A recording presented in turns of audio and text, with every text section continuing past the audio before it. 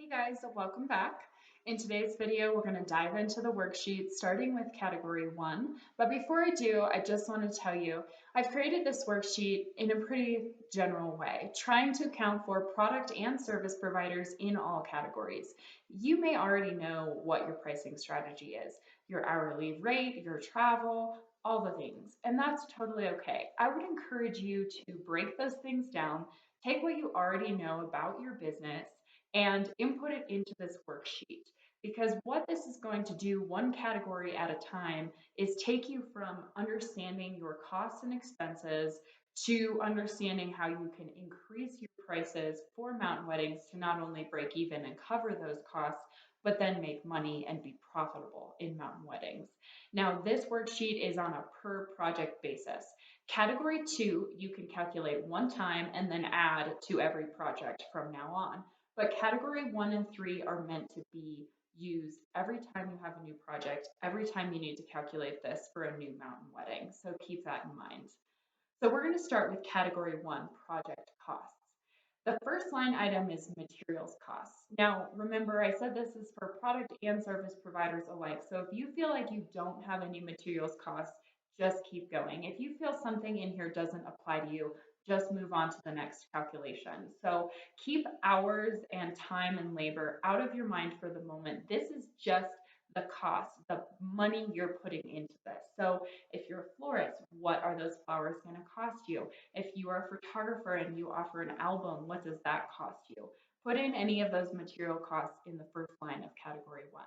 Then we move on to travel. Travel can be a super big expense in mountain weddings. If you're coming all the way from Parker to Aspen, you want to be reimbursed for that time and for your inputs like gas and wear and tear on your vehicle. We take the per mile approach to this.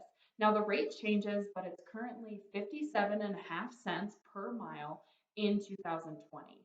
And this is an all-encompassing number. It is meant to take into account the cost of gas, your insurance, the wear and tear on your vehicle, maintenance.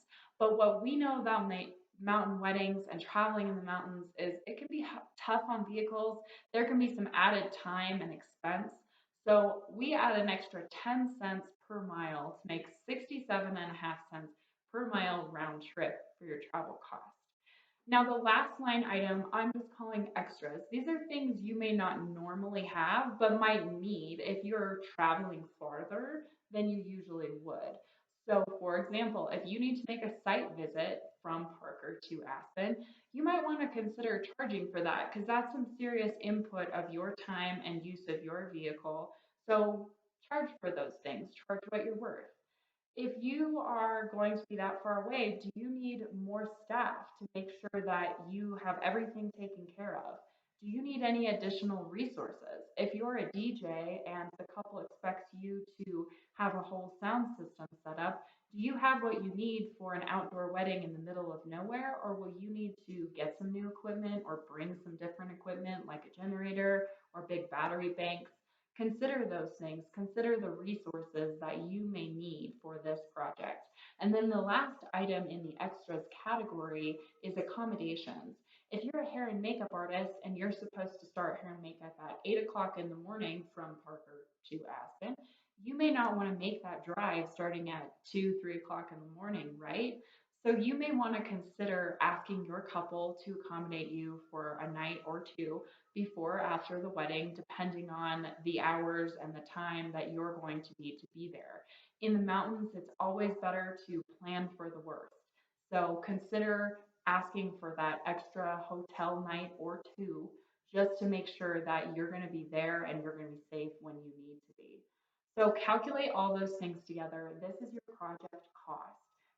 And in the next video, we're going to be talking about some extra unexpected, maybe emergency costs that mountain weddings can throw at you. So calculate all this together and keep that number because next time we're going to do a little bit more about costs. So stay tuned.